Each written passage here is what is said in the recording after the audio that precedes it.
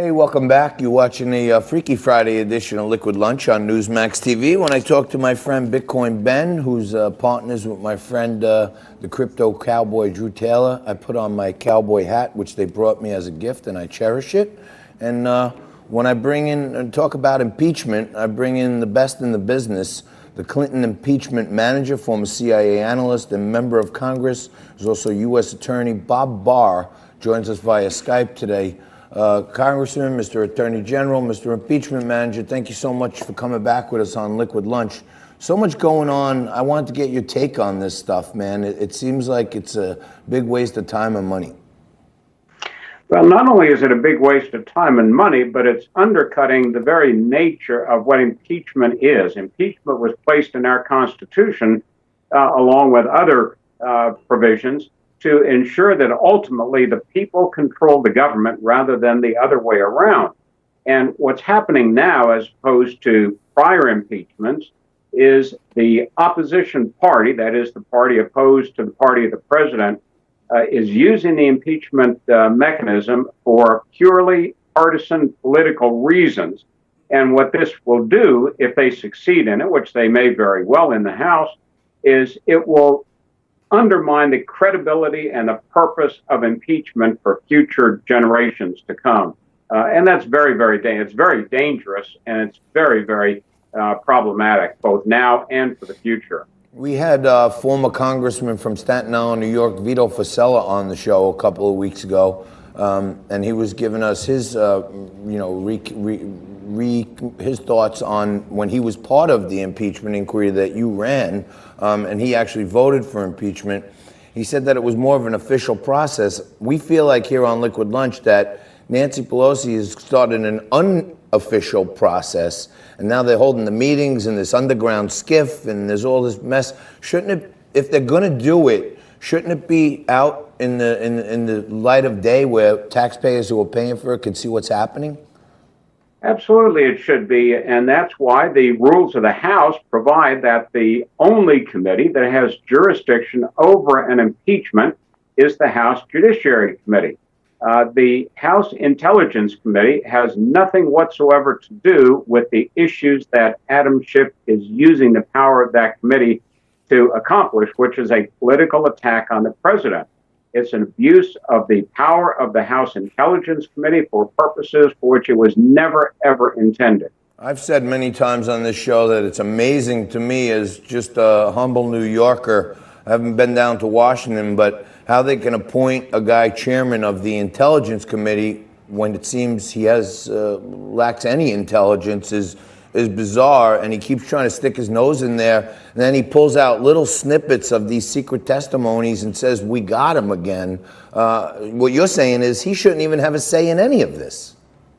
He should not. I actually happened to be with the CIA back in the late 1970s and worked on the legislation back then that actually set up the House and the Senate Intelligence Committees. So I know the reason for which the House Intelligence Committee was set up was to consider sensitive matters necessary to conduct oversight of the U.S. government's intelligence operations, the intelligence community. It was never anticipated and intended that the Intelligence Committee would delve into these type of matters. And of course, the reason that Pelosi has thrown this bone to Schiff is because there are special provisions unique to the House Intelligence Committee that allow it to conduct its business in a confidential or secret manner.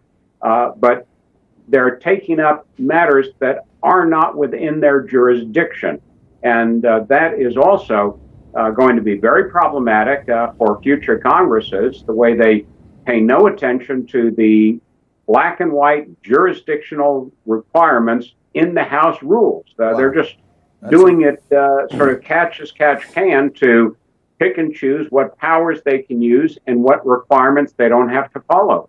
So before we go, I just want to ask you, shift gears a little bit. I know before you were in the CIA and before you were running the impeachment inquiry and all that great stuff, you were a congressman from Georgia 7.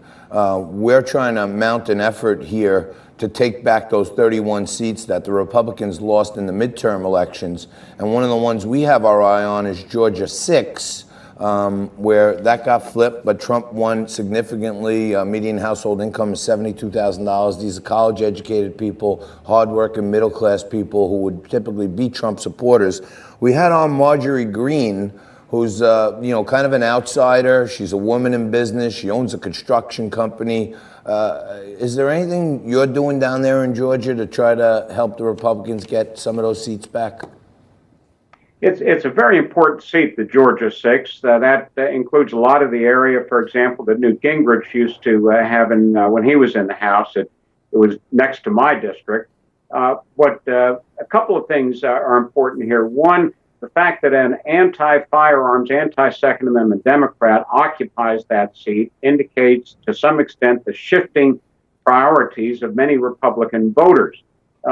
But it also reflects the tremendous amount of money that the Democrats are pouring into some of these races, such as Georgia 6, and why it's so important that the Republicans mount a very serious, concentrated, well-funded effort to remove Lucy McBath, who is the anti-Second Amendment incumbent in that district. Well, we're trying to join in that fight with everything we have available to us on NEWSMAX, and we're talking about all 31 of those seats. And I want to thank you for always being there for us. I want to thank you for your lifelong service to our country.